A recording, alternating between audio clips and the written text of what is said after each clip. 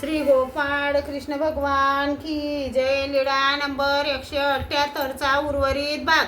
कोणी कोणाला जेवू घालेल, तुम्ही मात्र कोणीतरी एक उघडा नागवा दिसेल त्याला जेवू घालावे, असा तेथील तीर्थस्थानाच्या ठायी परमेश्वराने विहिलेला विधी जसाचा तसा घडला. तर देवता अवताराच्या ठायी निष्काम अन्नदानाची क्रिया घडल्यामुळे परमेश्वराच्या ज्ञानाचा अधिकार निघतो व सकाम अन्नदानाची क्रिया घडली तर देवतेच्या विद्येचा अधिकार निघतो. आणि जर येतावत विधी घडला नाही तर देवता प्रत्यवायाचे नरक भोगवते.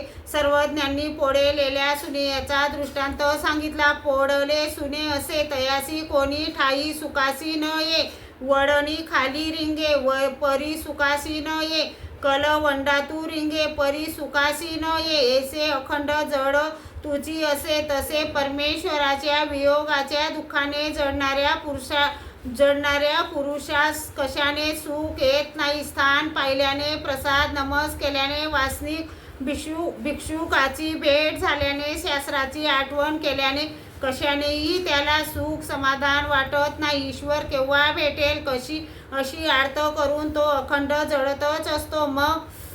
मग महादायसाने दंडोते घातले, श्रीचरणा लागली. मग वाराणसीला निघाली. दादोस वाट लावायला गेले.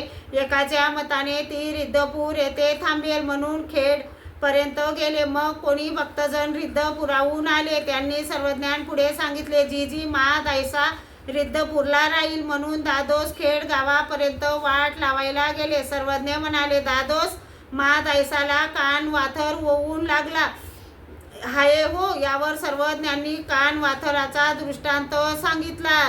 कान वाथरू असे तो शिरड साडे याती व्यापोनी राहिला असे तयासी टांकी लागे ना, ऐसाई लाविजे तरी उसळोनी पैरा पडे. एखादा एकू तयावरी कोडे जाडीत वरी कुड येथ वाणीय शिंपे, मग टाकी लावी तरी लागे. एवढालिया चढ तडिया निगती, तिया पुरी जाती, तिया येसियाची सांडी जाती, तरी पावो तोडी ती तयासी वना पायी पाटा नाही, तडी शिर साडा निगे तयाची लिंगे होती प्रतिमा होती. जे ते होय तसे जीव जीवाला ईश्वर धर्म आचरण्यास आड येतात. देवतेची भक्ती करायला लागल्यावर त्या देवता आड येत नाहीत.